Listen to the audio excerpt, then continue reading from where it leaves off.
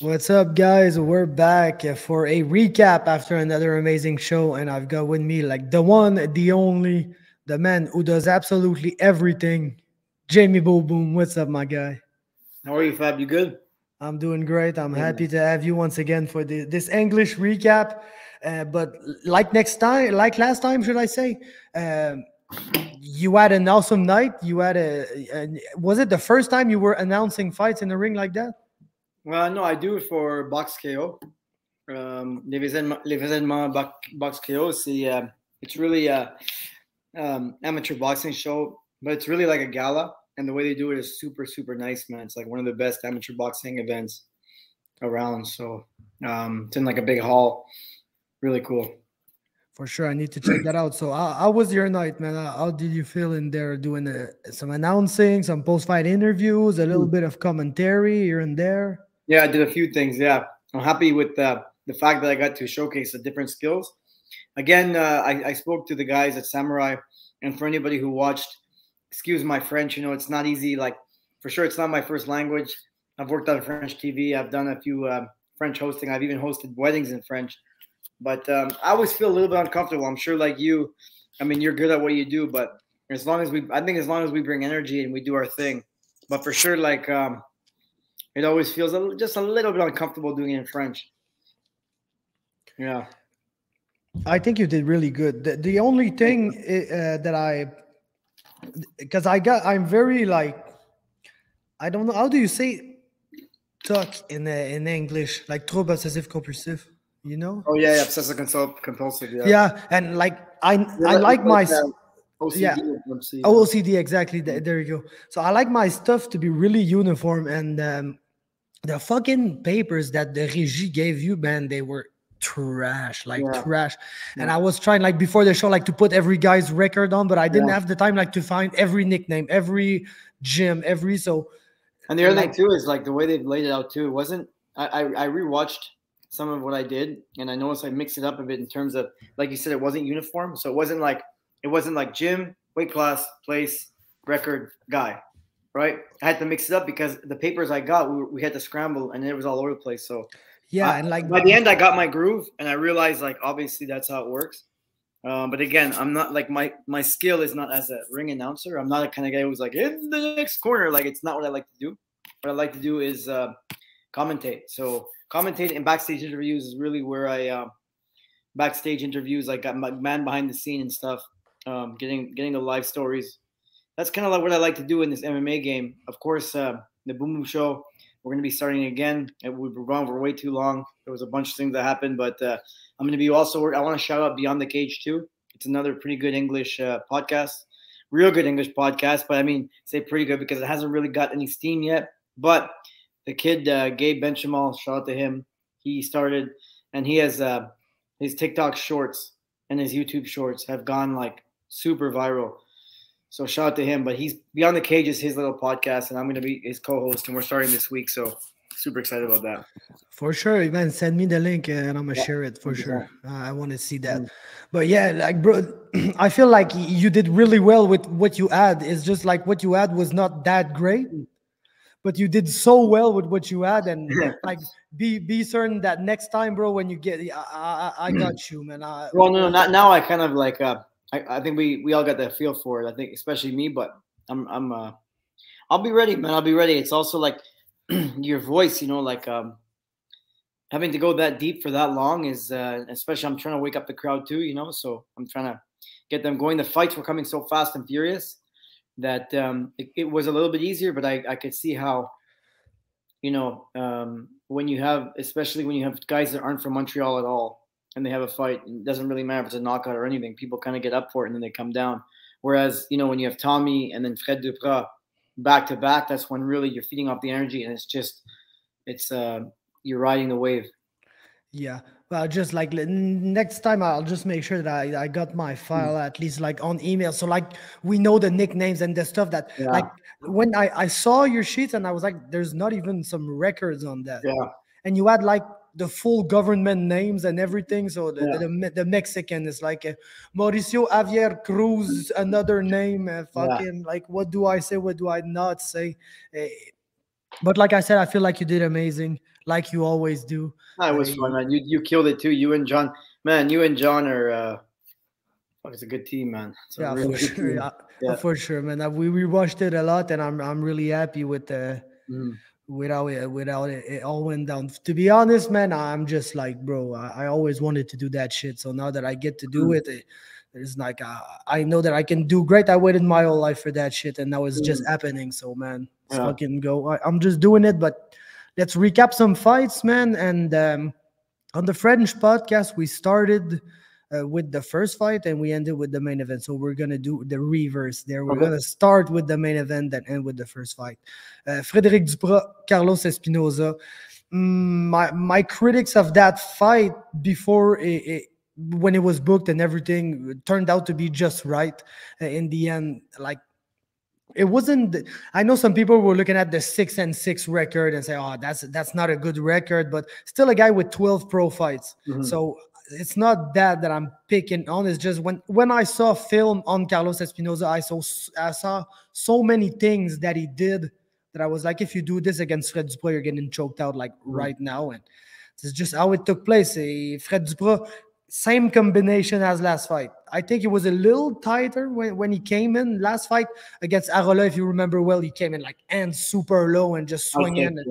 Yeah, he came a little tighter here, but same combination, takedown, tried to work on the ground. His opponent was able to get a feet on his hip, push him away. But after pushing him away, he just got up head first, basically. And Fred just wanted that and choked him out 56 seconds. Major props to Dupras. He's continuing to win and to be one of the most dangerous submission artists. But yeah, we kind of saw it coming. Like, I feel like this card, there were many matchups that we didn't quite know who was gonna win. That one wasn't one of them. It just sucks that it was the main event. But Fred Dupras is the ticket seller. He's the guy our people are coming in to see. So it only makes sense. Yeah, that's all I was gonna say. The last thing you said is exactly what I was gonna say. Just the fact that it was a main event. So when you have a guy coming in 6-6, was he coming off a win or a loss? No, a loss, a submission loss. So yeah, it's tough. But it's tough. But again, for a guy like Fred, what do you want? He only had 4 or 5 fights. So the fight went how you predicted. And Fred's guillotine, man, we talked about in the wrap up. Like, you're gonna. I hope as a fan, as a friend, as a Montrealer, as a Quebecer, I really, really hope that he's not a victim of that move where he gets into a situation where if he can't lock it down, kind of like Paul Harris, if he can't lock it down, he gets kind of stuck. I don't know. We haven't seen enough from Fred Dupras. His skills are super, super good. He has a knockout loss to Johnny Baldridge, which, Johnny Baldridge, explosive guy. He was cutting a lot of weight. He was still inexperienced. And again, he was a very young fighter. But Fred has a fucking... the ceiling is like, I don't even know where the hell it is, man. So, I mean, yeah, pretty good stuff from Fred as always. Yup. And very interesting post-fight too, where he clearly said, like, I want the belt. But Alex Morgan has the belt, and like they're very close friends. They basically, when Fred's not at H2O, he's at Alex Morgan's gym. And like, Alex is almost a mentor to him, basically, because he's so much more experience and everything. So he's helping Fred with some like mental aspects and some little preparation aspects and everything. So of course they're never gonna fight, and that's okay. So it'll be very interesting to see what happens with that. Is Morgan coming back to Samourai to defend his belt, or is Morgan? Because yes, he went to the Contender Series, did not win, but maybe like there could be some other openings for him and some other big organizations. Yeah, but I know that Morgan, I know for a fact that he still wants to be in the UFC. So yeah, but we never know how it's gonna take place. But just very interesting little like cliffhanger for the future. Then Tommy Morrisson, which is, let's continue with the meme that Tommy Morrisson is like, he has 30 minutes of cage time in 2 fights. Fred Dupras he has 7 minutes of cage time in fucking, he's 5-1 now, so 6 fights.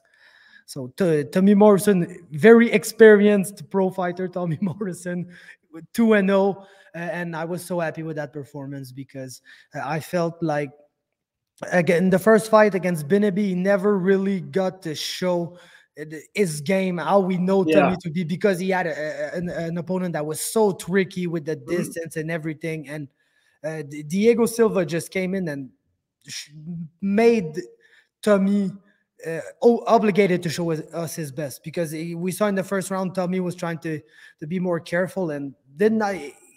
Like you said, he won that round. I didn't think he won that round, but Well, I, you were I right. think The judges gave it to yeah, well, I think we can agree that if we look at the 3 rounds, it was the most tough round for yeah. Tommy Morrisson by far, and then was able to adjust. And I feel like the adjustment was that he really wanted to wrestle that guy, and he didn't use his hands at all. And in the second round, when he started to use his hands The to wrestling counter, opened. that's where, yes, he had some success on the feet, but the wrestling opened up too. So just a great performance for Tommy. Defeated a guy who had 8 pro fights. Yeah. So he's a young star for sure. Yeah, and again, Tommy. So Tommy and I worked together a lot. He helped me for my last camp, and his, helping me for my last camp, his wrestling improved so much because he was wrestling myself, Sergey Aloui, Zach Makovsky, Ulysses Molina, who's another pro fighter from the U.S. Just to name a few guys that we had for my camp. That was my camp, my last fight, 2020. So Tommy's been working so hard as wrestling since like 2018, and he called me on Saturday or Sunday and said, I'm fighting a southpaw, sort of a boxer, and let's work some drills. So we went in Monday, went to TriStar, work some drills. The one thing I kind of regret, if I would have saw the opponent earlier, I regret not showing Tommy some reaction takedowns. We worked on a lot of active takedowns against southpaw, how to get in on the obviously the guy's leading with the right leg, so getting on the right leg. What we didn't do is the reaction takedowns. And if I would have seen the opponent, that's the major thing would have been working, just because the way the guy karate blitzes. And against those guys, that's when you want to strike, especially a guy who doesn't finish with kicks. The reason why Wonder Boy's karate blitz are so important, are so dangerous, and so are Lyoto Machida's, is because they're always finishing with kicks, and they're kicking. Sometimes they're leading with kicks. This guy seemed to just be coming in with hands, and I think Tommy would have been much more better served getting reactionary takedowns. But again, awesome. Kudos to him in the second, third round. Got the active takedowns, and it was a close fight. It was closer probably than he would have liked it. But it was a good fight. It was a good fight, like you said, good experience. He's in there. He's grinding out wins. He's putting the guys in the cage. He's getting up from the ground. He's sweeping. He's basically having every situation you want within a 15-minute fight. And he's an awesome fighter, and we're seeing all the elements of Tommy Morrisson. Now, going forward, that's going to help him for sure. So is he the guy that has finishing power, knockout power? He does. He did in the amateur ranks. He's going to have to show in the pro ranks, and I just think the pros are more durable. But great fight, really good fight. Diego Silva was a game opponent. The guy's karate blitzes were fast, were furious, and he was a pretty good grappler too.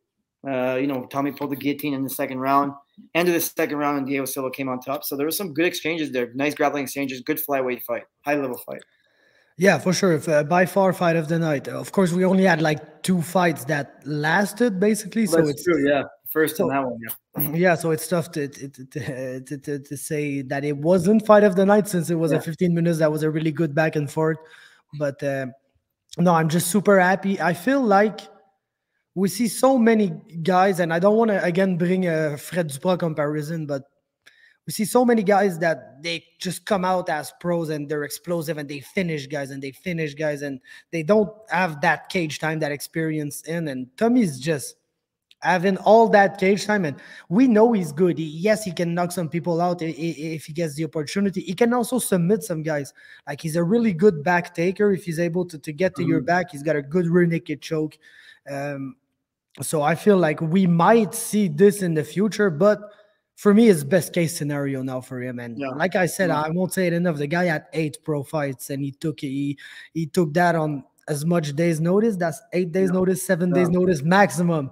So, and he was set to fight Pierre Vierge, who I know that Tommy really trained to strike against Pierre Vierge, because he knew that Vierge was going to have to shoot a lot because he's super small and he's a good grappler. And Tommy, I know he really wanted to strike with Pierre because he knew that he thought that he had the wrestling advantage over Vierge. But then when it got switched to a Mexican who's mostly a striker, even though his record was only wins and losses by submission, But that just get to show the guy. If you look at his fight, it's like he's gonna drop a guy. He's gonna be on in his full guard and just go for a heel hook. And it's like Reginald scene in Mexico. He's able to do these things, but we knew that he wasn't gonna heel hook Tommy from his guard. So Tommy really wanted to. I feel like he switched his game plan on a week's notice, and he was like, "Okay, I'm gonna wrestle this guy heavily," and he kind of forgot about his hands for the first round. But when he just adjusted to that and started to put some counters on Diego, it was just some good stuff. Then I feel like it was kind of poetic that these 3 fights were the final 3 fights of the evening, even though we had some more experienced people before that. Because I knew the promotion really wanted to invest into the winner of this fight, whether it was Jonathan Ramsay or Allan Girard, but because they both have a little thing to them. Allan is more the intense guy who's just a fighter who's gonna come out and fight anybody, anywhere, anytime, and he's not gonna win them all, but he's gonna be there and try his best. Jonathan Ramsay kind of has some star power to him, to be quite honest. He's good looking, he speaks well, he's powerful, he's clearly very athletic, explosive, all the genetics thing that you can't that you either you have them or you don't. He has them. Where is he from, Allan Girard? Allan is from Quebec City, and Jonathan is from Sherbrooke. But nice to see Quebec well represented on this card. It's great. Like, man, I'm so happy to see so many gyms represented in Quebec, because it's just the fact that I don't know some of these gyms, especially I work MFL as well.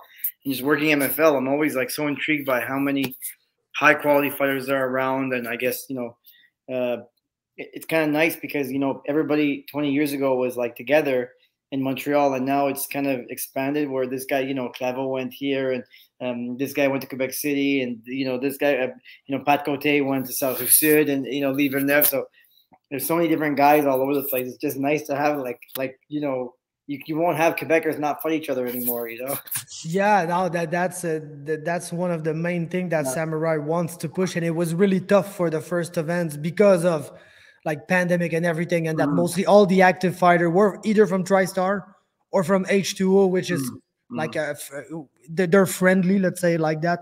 They will fight each other here and there, but mostly not. So I really like that Jonathan Ramsay Allan Girard fight. The only thing I gotta say, kind of stiff. Jonathan Ramsay kind of stiff at some points. You see that there's raw talent there. It's not really developed at all. What's his record? It was his first pro fight, so he's 1-0. He was 8-0 as an amateur, but 8-0 with 7 first-round finishes and 1 fight that went to the 3rd round. So the guy. Where did he fight? What amateur shows was he fighting on? He fought on, I think, both shows in Quebec. The one at Danny Laflamme gym and the one at the other guy's gym, who I forget his name right now. But the organization is called Fighter. Oh, yeah.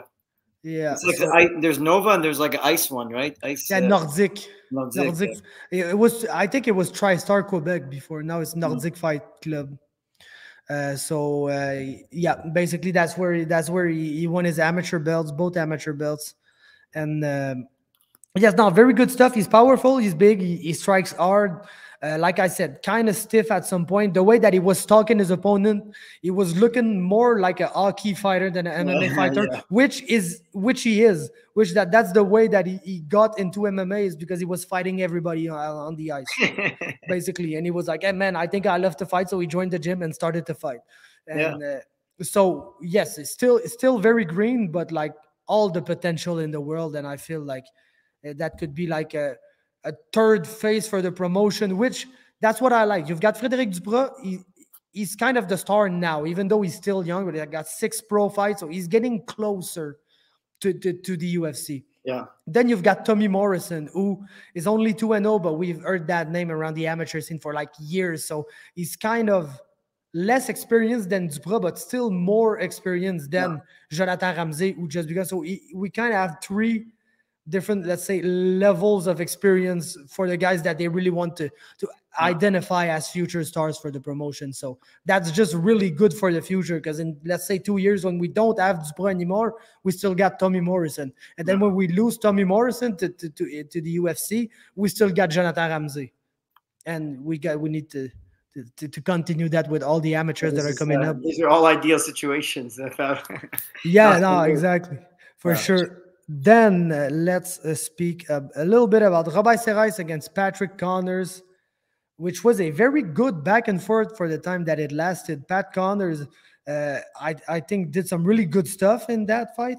Was able to have some good head movement, some good movement in general. Was trying to counter Serrais, who really came in with like the same approach as last fight. He really wanted to take Pat Connors' head off, and it did not work with the punches, but it almost worked with a very, very tight guillotine that Pat Connors was not able to defend. So big win for Robert Serrais. What do you think of that one?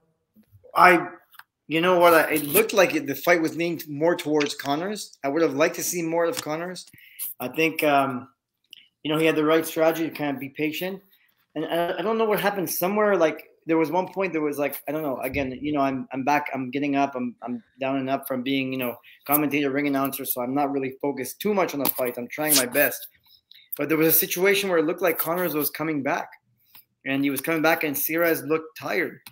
And that was a time when Connors really had to just watch the guillotine and stay solid. And he was not able to do that, unfortunately. But again, like you said, the head movement was great. There was one point where he was pulling a little Canelo dance there. It was really nice. He didn't get hit with those shots.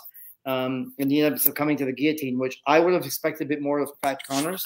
Serrais looks like he's making a little MMA comeback, man. It looks like he's really, if he doesn't gas out and he lasts 1, 2, 3 rounds, we know he's so dangerous. So good hats off to him, man. I think if he stays with it, stays focused, maybe, doesn't travel so much and figures out what is, if he makes it his full-time job, because I'm not sure what he's doing. And we know he's, infamously back and forth from Hungary to Quebec to Montreal, or who knows. But I think if he makes this a priority, he can be a good fighter and end up in a really solid league somewhere, especially the fact that he's European.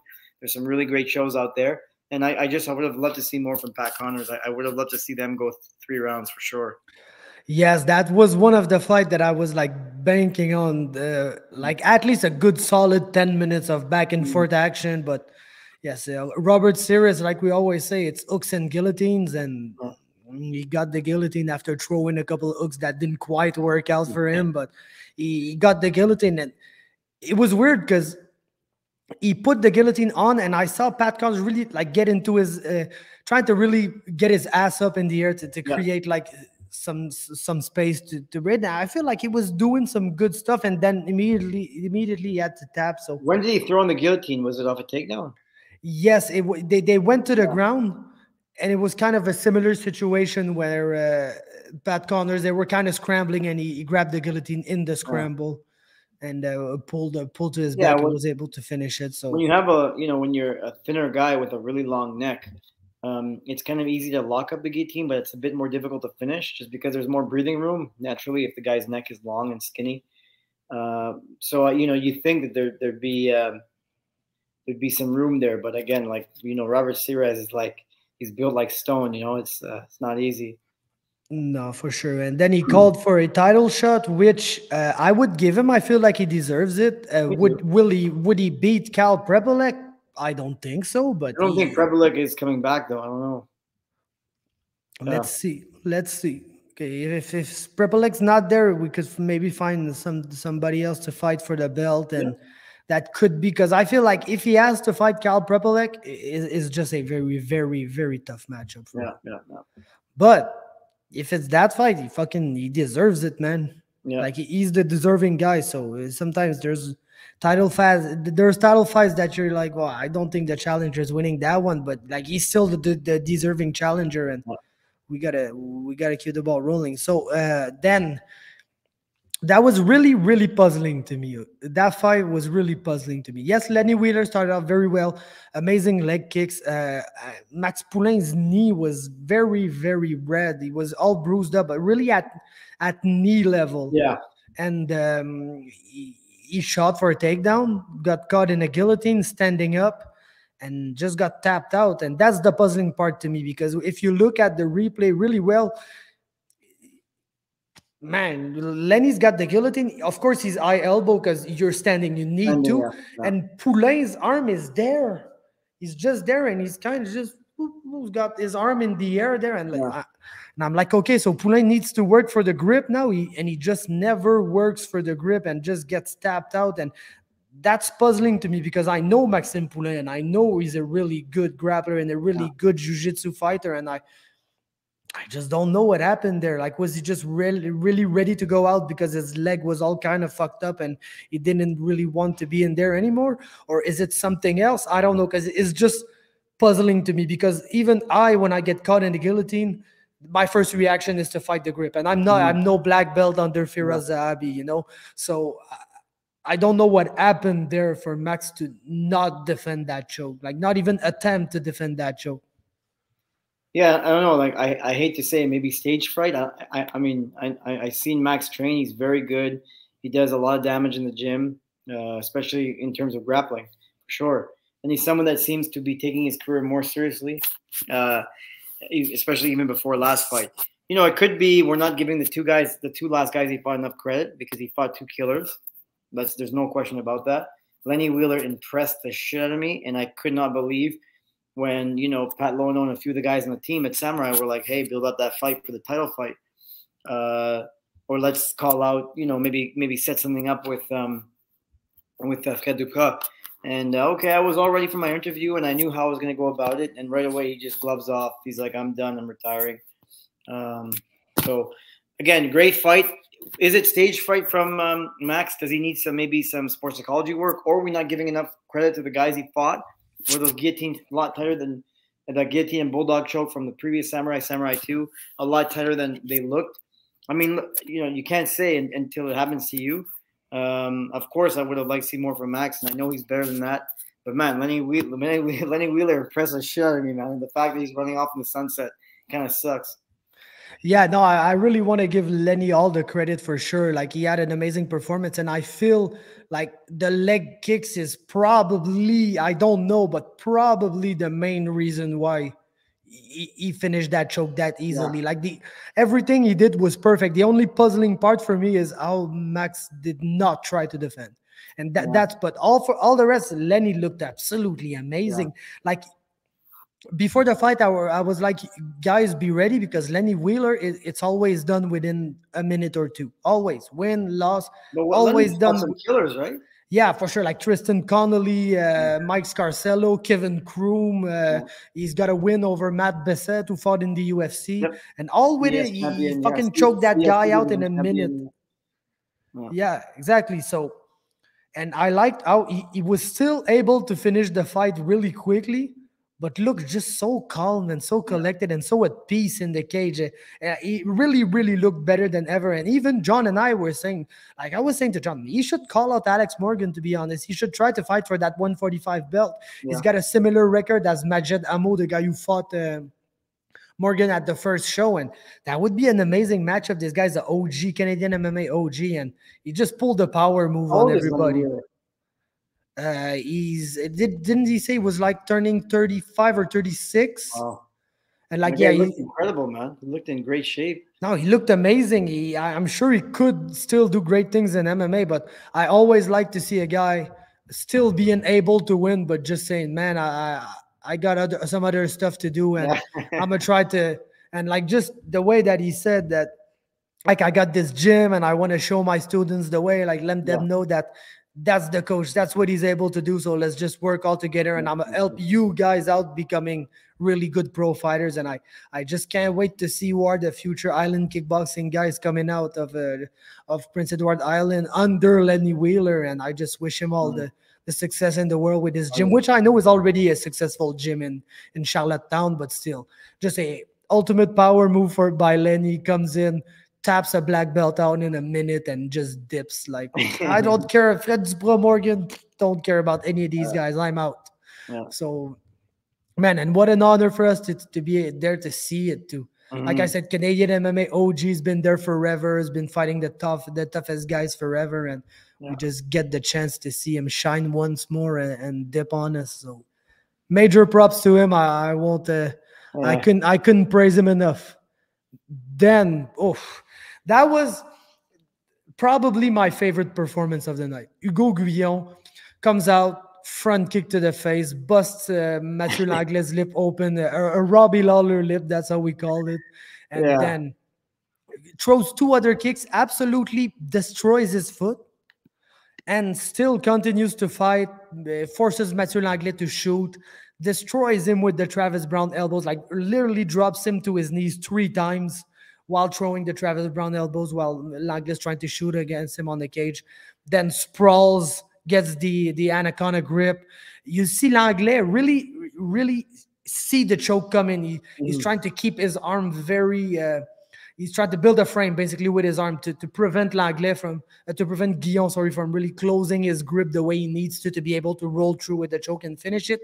And you see Guillon just come in and with his knee, tighten the arm, get his grip in, flip, amazing choke, amazing submission, amazing highlight with the front kick to the face at the beginning of the fight. And like, this guy's a monster. His only loss was in Harris, and he was winning the round, I'd say 10-8, but it could have been a 10-7. He was destroying the poor guy, and then just lost position, found himself on the bottom, and was just exhausted because he had really put in like 4 minutes and 30 of crazy work, because like he basically finished the guy 3 or 4 times, but the guy would not quit, always kept intelligently defending himself, and man, got the position, was able to TKO him, and that lost that way, but then came back super strong, went to train at All Stars with Gustafsson and Chimaev and all these crazy ass guys, and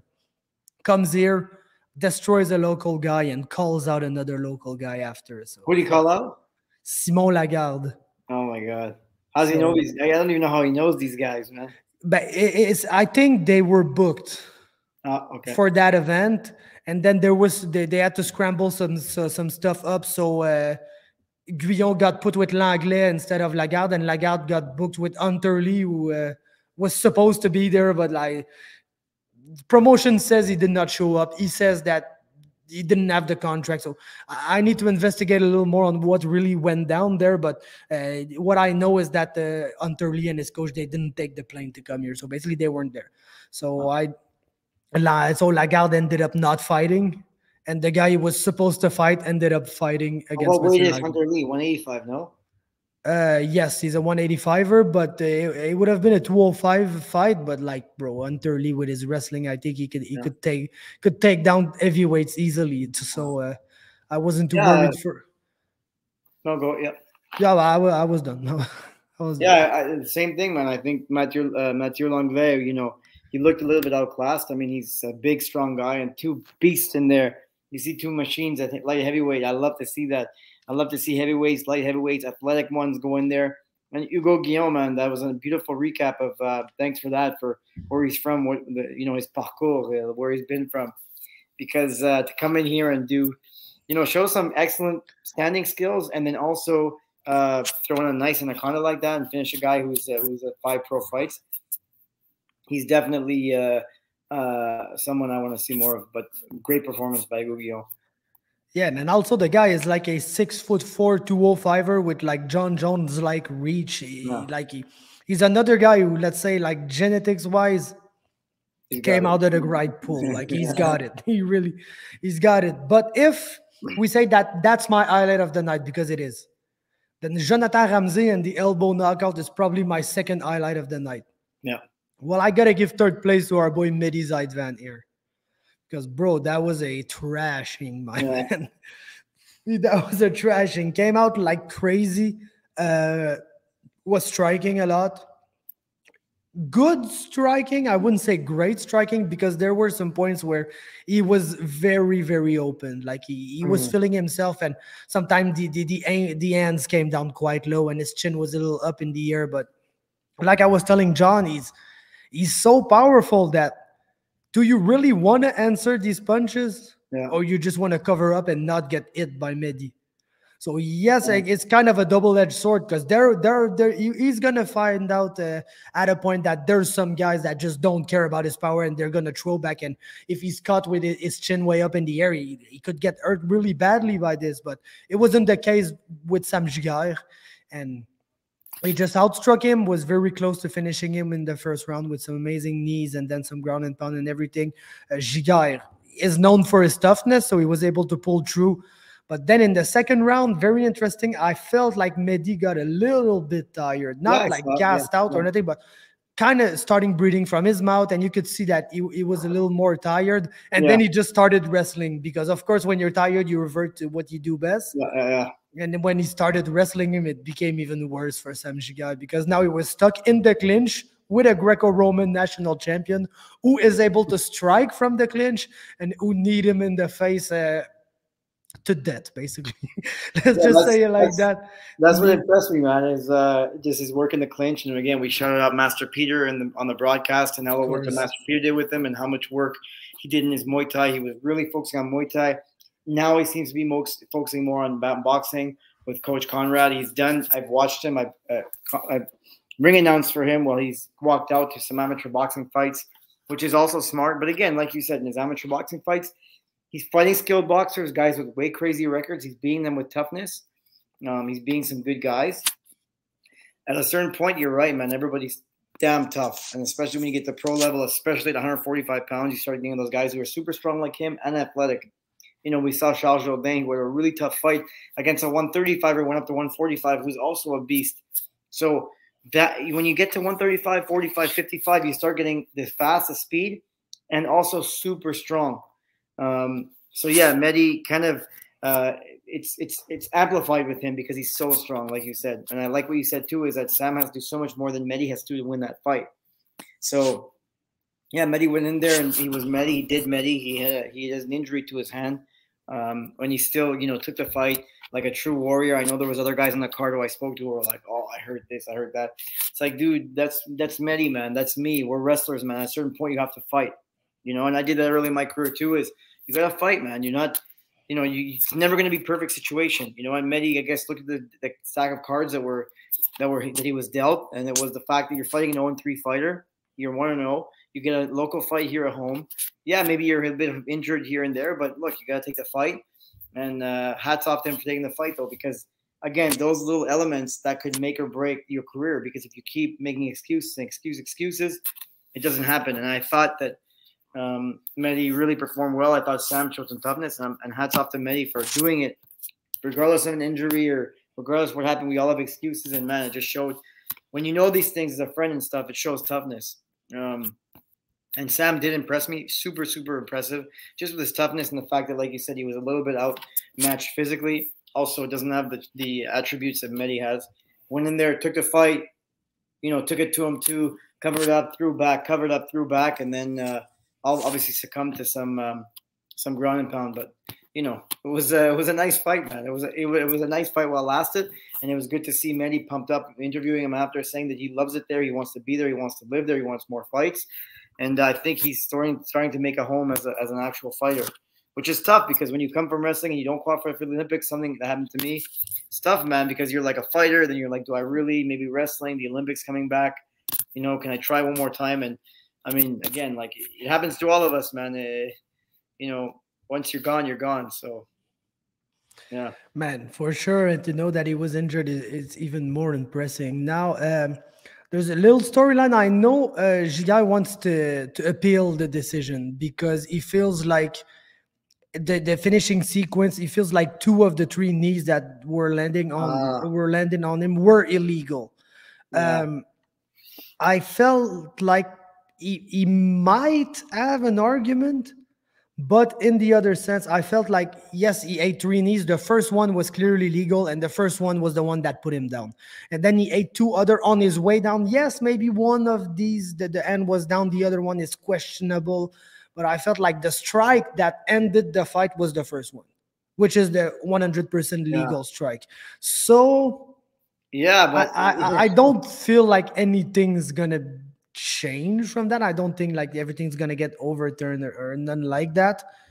But man, Mehdi is fucking like he's not only beating guys, it's always highlights. It's always highlights. Yeah, I don't know. I know what you're talking about. It'd be interesting to go back and watch it and analyze it. But if there's a case, there's a case, and I don't think it matters if if that was the blow that ended the fight, if it's illegal, it's illegal. So that's a problem for Mehdi. I think I can find that right here. I think we can watch it right now to see what the. What do you think? Yep, but no, just amazing, and like it wasn't for like it wasn't for nothing that Mehdi was fighting an 0-3 guy. Is not like there's no lineup at the door to fight Mehdi. Yeah. So maybe even tougher after that one to find somebody because bro, how you can keep destroying people like that, I don't know, but.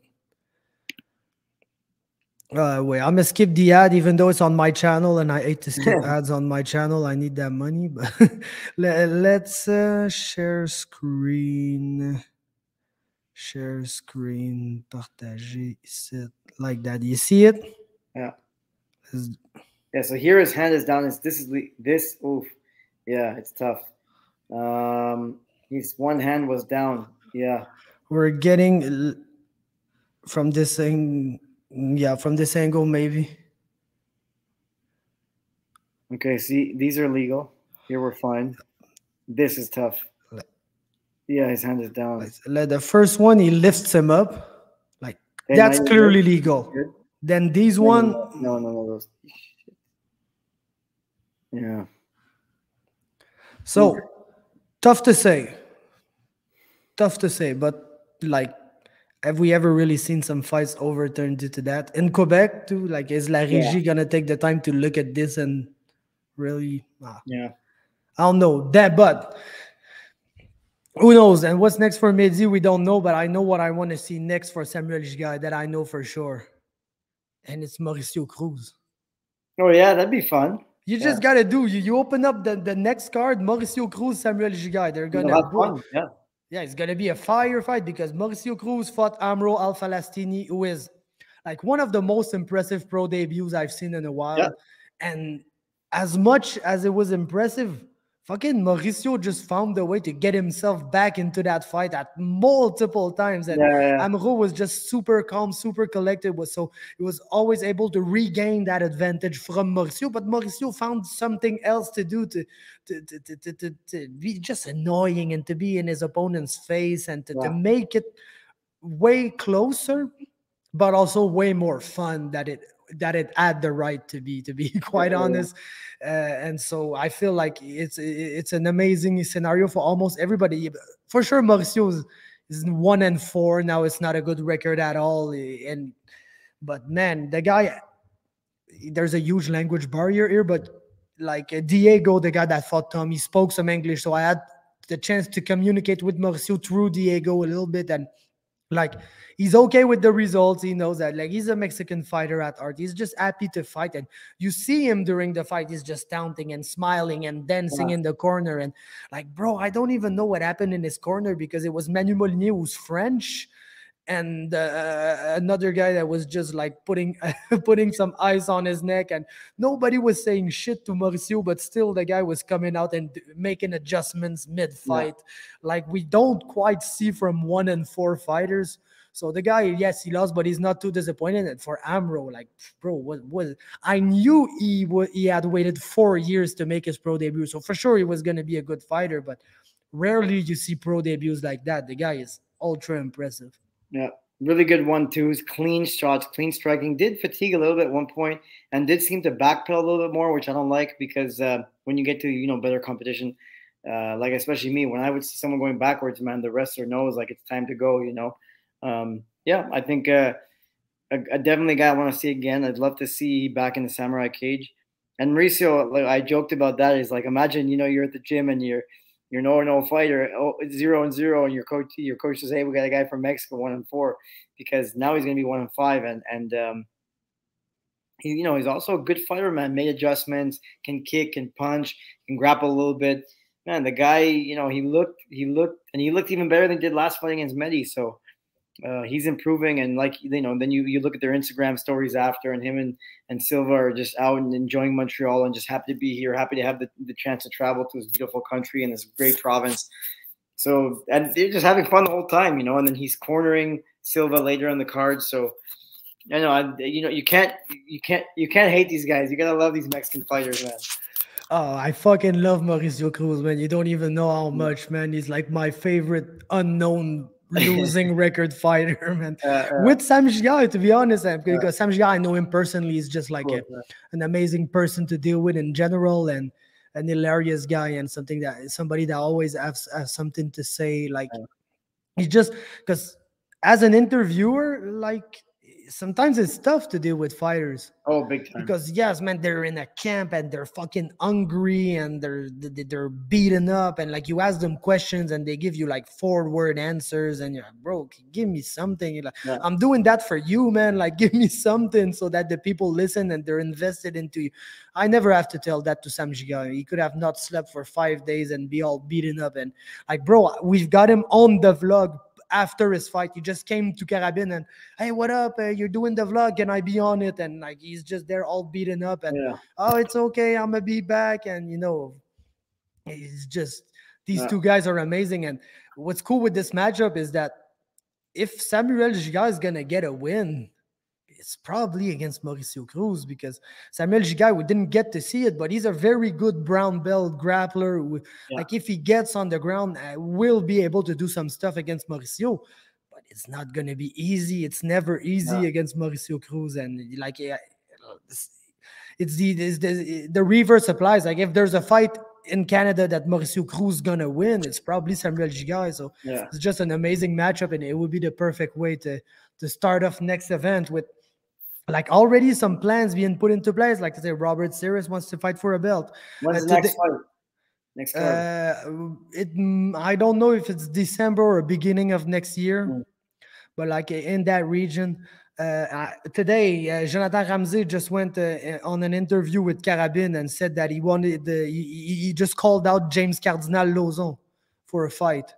So that could be super exciting too, because James, you want him to fight a striker, and Jonathan Ramsay is a striker, and yes, he just won his fight, but how he's gonna, bro, no shit. I was speaking with Simon Lagarde before the event, and I see a guy come in like in my field of vision, but I don't really pay attention to him because I'm speaking with Simon, and the guy is just very far away, but I see a feet like there, and I'm like, how the fuck is that guy like 2 kilometers away from me, but still being able to be that close to my face? And I turn and it's just fucking James with all his legs and his arms. And so I feel like that would be super exciting. So, man, as much as it was a tough event on the preparation side, and like so many stuff happened, some bullshit with some French guys that like all kinds of weird ass MMA stuff happened, but now that it's done, once again, it was absolutely amazing. And like, we've got so many things to look forward to the future that we can say, yes, it's tough right now. Yes, it might not be the margins of profit that we want to see from an organization, but the future is so bright that it just cannot stop right now. And Daniel is like probably the most hyped guy of all right now, because he sees so much potential and so much future into these fighters. So, man, it was just amazing once again. Yes, sir. I wanted to know, I just wanted to know before I let you go, Samurai 2 or Samurai 3? Which one was the better? Man, I guess Samurai 2 ended so fun. There's so much fun there. I like to see girl fights too. I have to admit, I like to see the girls. I like to see more women. I like to see more diversity, more variety. We talked about on the show. I'd say 2 edges out just by a little tiny bit, but both really good shows. You? I think I gotta agree, man. I think I gotta agree, because like this card, it was fun because we saw some good stuff, some good finishes. The fights that went to the decision were amazing. On the second card, like the James fight or the Yanis fight, went to not in the case of James, it went a couple rounds, not to the decision, but there were on the Samurai 2 some longer fights that were a little slower. There were no slow fights, there were no slow moments on Samurai 3, but Samurai 2, when you think about the main event, Fred Dupras, the knockout in the girls' fight, Joe Maisonneuve, the fucking Mehdi slamming the guy on his head. There were so many incredible highlights from that show. And we always say a great MMA event, you get a little bit of everything.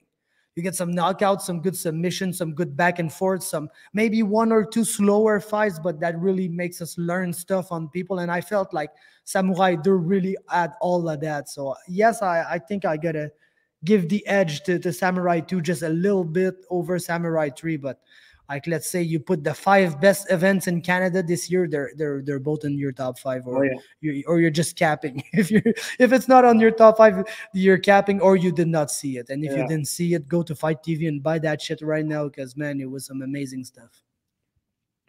Good shit, Fab. Yes, sir. Thanks a lot, my man. Jamie Boom Boom. Follow him on Instagram everywhere. The guy is just fucking everywhere, doing everything. He's always grinding. I make some money, but I don't want to fucking have to get back in the cage, man. Have you interviewed me on the wrong side, fuck. Bro, that guy's probably making twice as much money now as when he was fighting. But that is true. That's true. Yeah, probably more than twice. Sure. It's not that tough to make more money than when you're fighting, I guess. So yeah, huge shout out to Jamie. Go follow him on everywhere. He's one of our guys, one of the Samurai MMA team, and let's fucking go, my guy. Peace. Thanks a lot.